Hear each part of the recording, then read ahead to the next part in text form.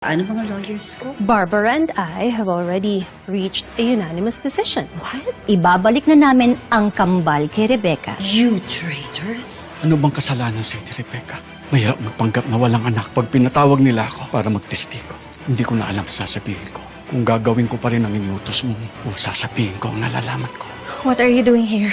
Rebecca, anak. Humihingi ka ba ng tawad? Please, anak, Rebecca. I'm begging you. Please forgive me. Itutuloy ko yung sampang kaso sa'yo at dadagdagan ko pa. Hello, anak. Nagsimula na pong mag-labor si Sam kanina. Anytime, pwede na siyang manganak. George? Sino ba kung-usap mo? Si Tita Mercy. Anong sabi? Pumayag ba? Oo daw. Thank you for taking care of me and our baby. Kung ibabalik naman niya sa akin yung mga anak ko, parang wala na rin naman ng saysay kung ipagpapatuloy ko pa yung kaso sa kanya. Tingin mo, Rebecca, totoo pa rin ni Tita Aurora yung pangako niya ibabalik sa'yo yung mga bata? George, parang feeling ko naglilip na ako. Parang may tumutulo. Attorney, do you think kayang i-atras ni Tita Aurora yung offer niya na ibalik sa akin yung mga anak ko kapalit ng pag-atras ng kaso? Well, kung ayaw niyang tanggapin yung mga kondisyon na binigay mo, she can always take back her offer. But we can still pursue a separate case against the person in custody of your children. And we can proceed with the kidnapping case against Miss Aurora. Okay, that's good. Pero, mamaya na lang natin pag-usapan yan. Kasi, di ba kaya tayo nandito? Because I promised to cook dinner for you. Okay? Sige. Okay.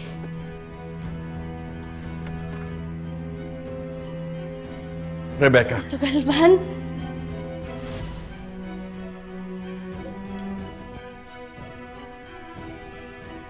I missed you, Tito. I missed you too.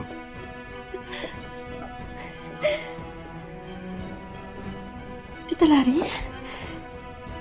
Tita Bani, nandito po pala kayo. Oo, Rebecca. Para sabihin sa iyo, sorpresa nila para sa iyo.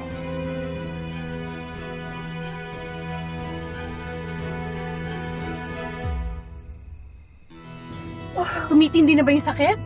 Oo, George, parang paulit-ulit. Parang sunod-sunod na yung contraction. Relax ka lang. Baka masyado ka natitense. George, bumalik na kaya tayo sa clinic. Masyado na tayong malayo. Dumiretso na lang tayo dun sa tutuluyan nating rest house. Di ba parang mas mahirap dun? Sa akin ka na muna titira, Rebecca. Para makabanding mo si Anastasia. Dinala ko na rin doon si Baby Jed para makapag-bonding din kayo. Para sa ganon, maka-establish na kayo ng relationship with one another.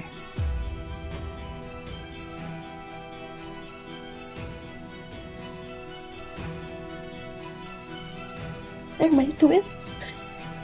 Yes. Ibabalik na namin ang twins sa'yo. Uunti-untiin natin para nang sa ganoon, when they get used to you, makakapag-establish na kayo ng sarili niyong family. Thank you po.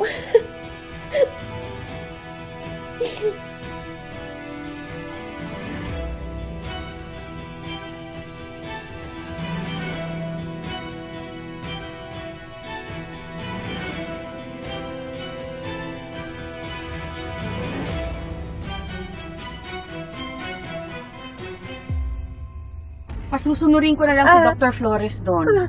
Ang importante, makahiga ka ng maayos para makapag-relax ka. Sis, don't worry.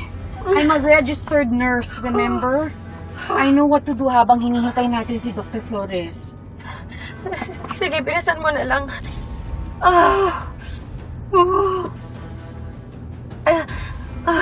Thank you po. Maraming salamat. Akala ko kasi talaga hindi ko na makikita yung mga anak ko.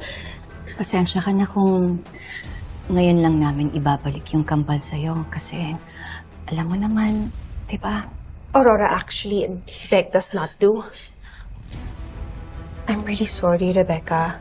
Aaminin ko, I really wanted to help Aurora because she's my friend, but when your good lawyer here filed for the petition of habeas corpus, alam ko na hindi talaga siya titigil hanggat hindi rin kami napaparusahan. So, Kaya ayun, natakot si Hillary. Pero ako hindi. Talaga namang ibabalik ko sa'yo ang baby boy mo. Kausap ko na rin yung boyfriend ko na lawyer on how to go about it. really, Barbara? Laglagan? Inamin ko na nga yung kasalanan ko. Well, I was just stating a fact. Really? Yes. Tama na po, titas. Stop. Please. Ayoko na po ng away. Ayoko na po ng gulo. What's important to me now is that I can finally be with my babies.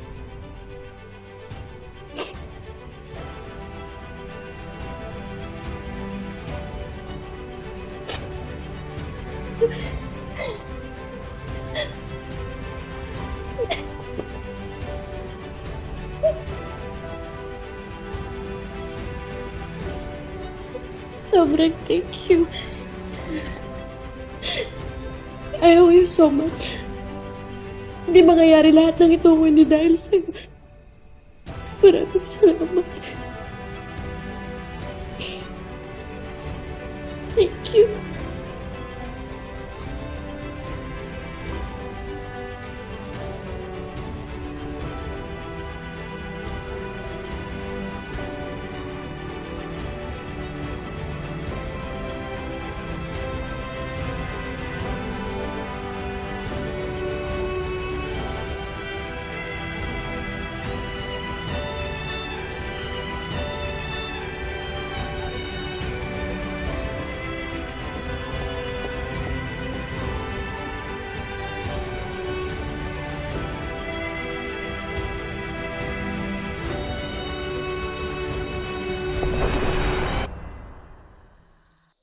Aurora, wait. Bakit, kuya? Why don't you join us inside? Para ano?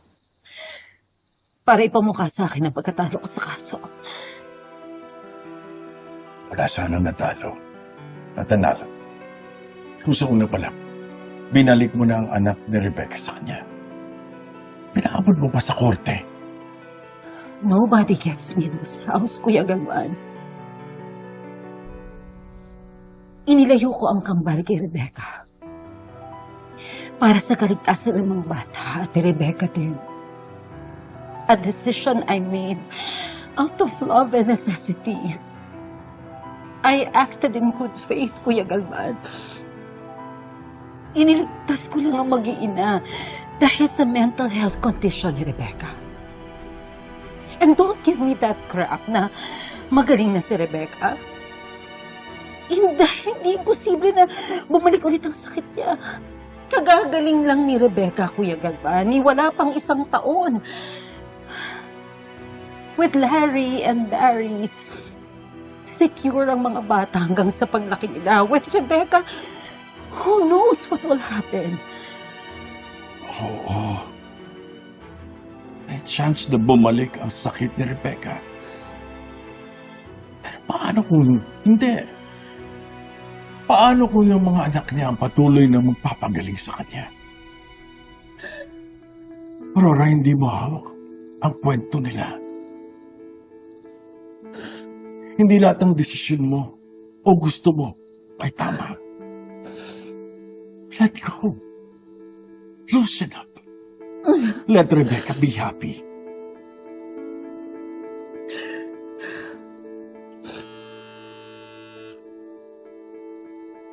Hello? Okay. Give me an hour to pack my things. Who's that? Our helicopter pilot. Tatakasan mo ang kaso mo? Aurora, even if Rebecca withdraws, pwede pa rin matuloy ang kaso mo. Hindi ako tatakas, Kuya Galvan. I'm flying to our private island in Palawan. Gusto ko lang huminga. Then I will go with you. Para ano? Para bantayan ako at siguraduhin hindi ako tatakas? No. To make sure you don't harm yourself. Ayoko nang mawala ka ulit sa sarili mo. Baka kung ano na naman ang gawin mo. Ako na! Akala nasan ka? Mama, nisip mo ako nasan ka? Wag! Bako! Wag! Aurora! Nasa ka na ba, anak? Ay, balik niyo sa akin ang anak ko! Ilabas niyo siya!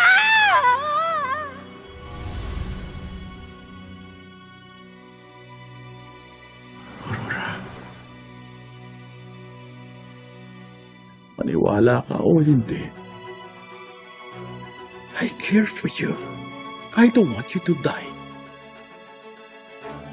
Dahil hindi pantay ang laban natin kung mamamatay ka.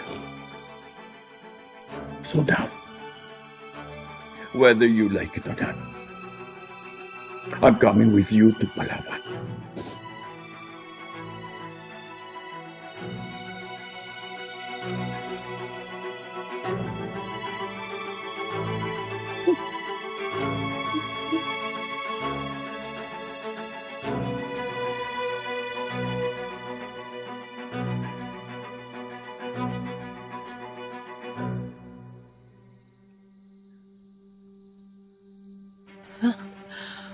Diyos ko, Sam, anong oras na?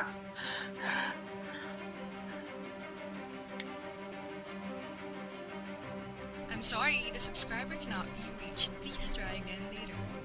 I'm sorry, the subscriber cannot be reached. Please try again later. Bakit laging ganun yung sagot? Nasa Metro Manila lang naman yung trial court ni na Rebecca. Tsaka gabi na. Imposible namang may hearing pa. Ako, Sam, nasaan ka na? Baka kung ano nangyari sa'yo.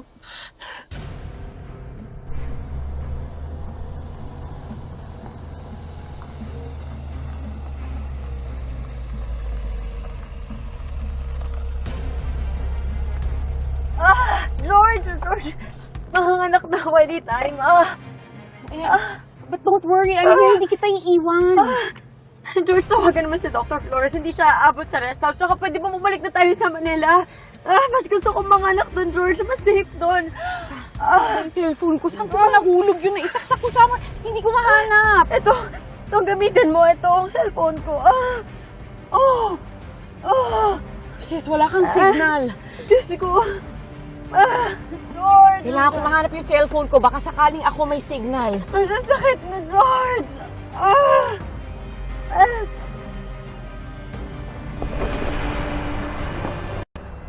Good evening po, ma'am. Ando, Yes po. si Ma'am Sam mo, bakit wala pa? Hindi mo ba siya pinag-drive? Ma'am, tumanggi po si Ma'am Sam na magpahatid kanina. Sila na lang daw po ni Ma'am George ang bahala. Ano? Kaya ka nga kinuha ni Ma'am Aurora dahil may Palacios killer. Kahit na may bodyguard si George, dapat in-escort mo pa rin yung anak ko. Buti pa, tanungin mo si Bill kung nasaan sila ni Ma'am George niya.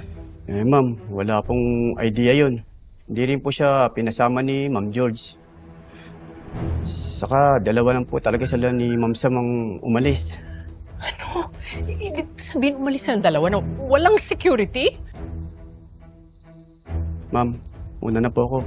Kung may kailangan po kayo, tawagin niyo lang po ako. Sesya na po.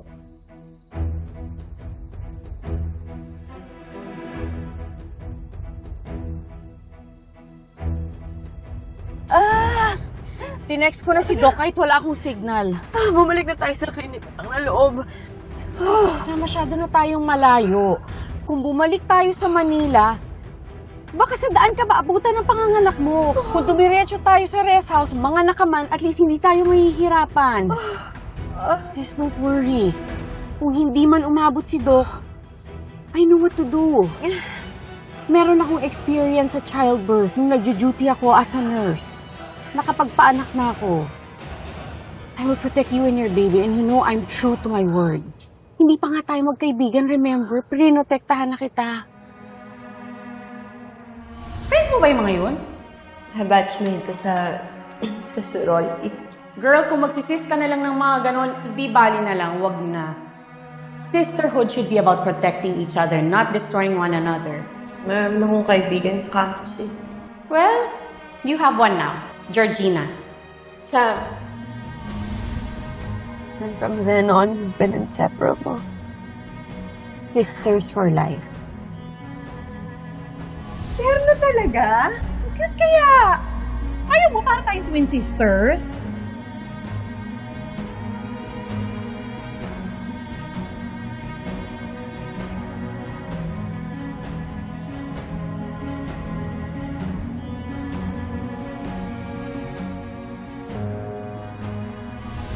Meron pa nga tayong official theme song, hindi ba? Natatandaan mo ba yun? Siyempre naman, alam mo hanggang ngayon, nasa #1 yun ang playlist ko eh. Yun pa nga yung umigil sa akin nung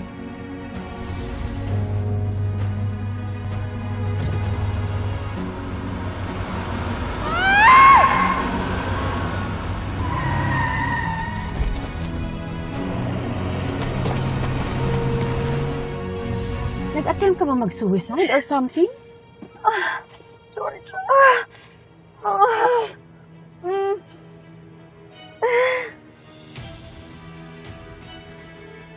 Anak. Ma. Oh, nalagay mo na sa sasakyan? Opo, ma, nalagay ko na po. Kakainis naman kasi itong mga bisita ni Sir Galvan eh. Kung kanina pa sana sila nakaalis, edi kanina pa tayo nakatakas. Takas?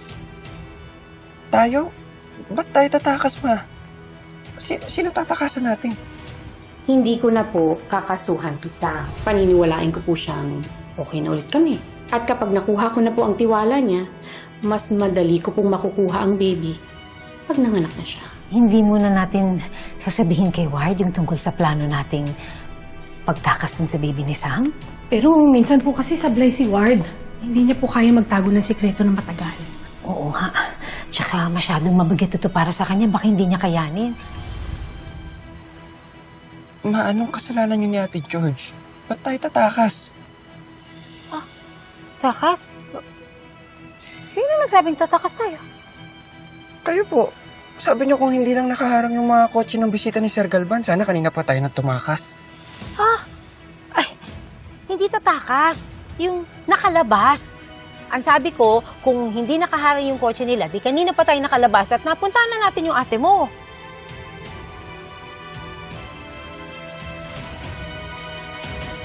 Ano, didiretso na ba tayo sa rest house?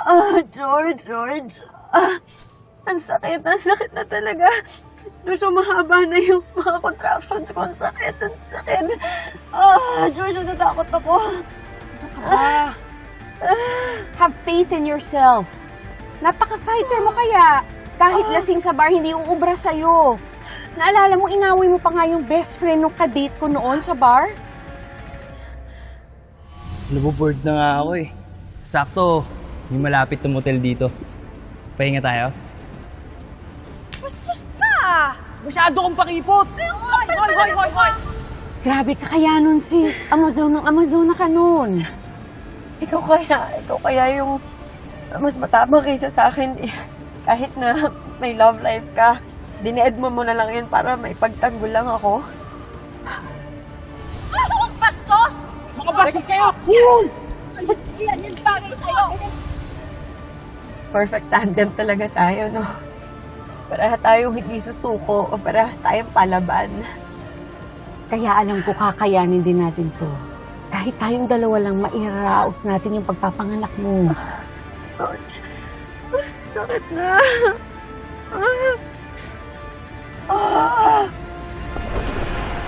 Sige, let's go. George, halika na. Halika na sa rest house. Halika na. Sige na, let's go. Ano nangyari? Discharge yata yung battery.